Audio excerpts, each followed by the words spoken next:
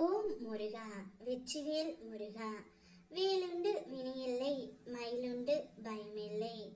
என் அன்பு தங்கமே, உன் துணையை பற்றி உன்னிடம் கூறத்தான் உன் அப்பா நான் வந்திருக்கின்றேன். இதை தனிமையில் கேள் தங்கமே, உனக்கான ஆறுதல் நிச்சயம் கிடைக்கும். உன்னுடைய துணை உன்னை பற்றி மிகவும் உயர்ந்த இடத்தில் வைத்துக்கொண்டு இருக்கின்றார். உன் வேதனைகளை யாராவது புரிந்து கொள்ள மாட்டார்களா, பகிர்ந்து கொள்ள மாட்டார்களா என்று நீ நினைக்கின்றாய். இங்கு ஒவ்வொருவரும் அவரவர் வாழ்க்கையை வாழ போராடுகின்றார்கள். மனதில் உள்ள வலிதான் உடலை பலவீனம் ஆக்குகின்றது.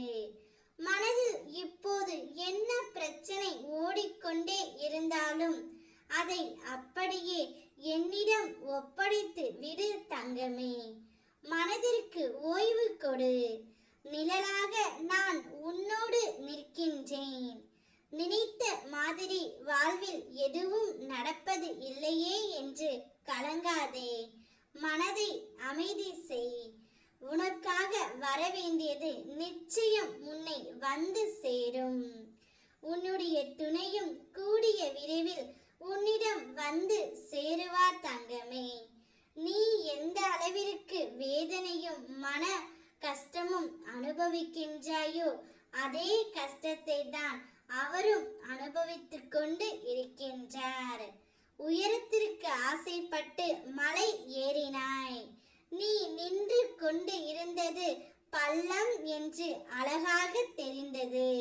எல்லாம் இருந்தும் குறை சொல்பவர் எத்தனையோ பேர். நீ எப்படி இருக்கிறாய் என்பது அவசியம் இல்லை. நீ எங்கு இருக்கிறாய், எங்கு செல்ல வேண்டும் என்பதை மட்டும் பார் தங்கமே. உன்னுடன் நான் இருப்பேன், எப்போதும் இருப்பேன். உன் மனதிற்கு எது சரியென்று படுகிறதோ அதை மட்டும் நீ செய்.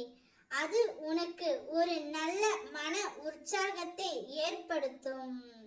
கண்டு கொள்ளாதவரிடம் கண்ணீர் விடுவதிலும், செவி சாய்க்காதவரிடம் கத்தி கதறுவதிலும், விலகியவரிடம் விளக்கம் கேட்பதிலும், அழ வைத்தவரிடம் ஆறுதல் தேடுவதிலும் எந்த ஒரு பயனும் இல்லை.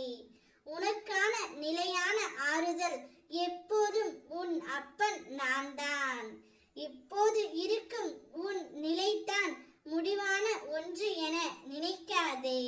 இதைவிட மிகச் சிறந்ததை உன்னை நோக்கி நான் வர செய்வேன்.